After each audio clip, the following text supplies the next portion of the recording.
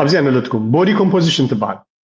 زي ابشن خلاتك مبزحتي سب ميزان الله تخمزي ناي قدم ناي اخل ممزاني زنبرت كاب زنابز تخيل اندهر مس غزي تعري لهم كاني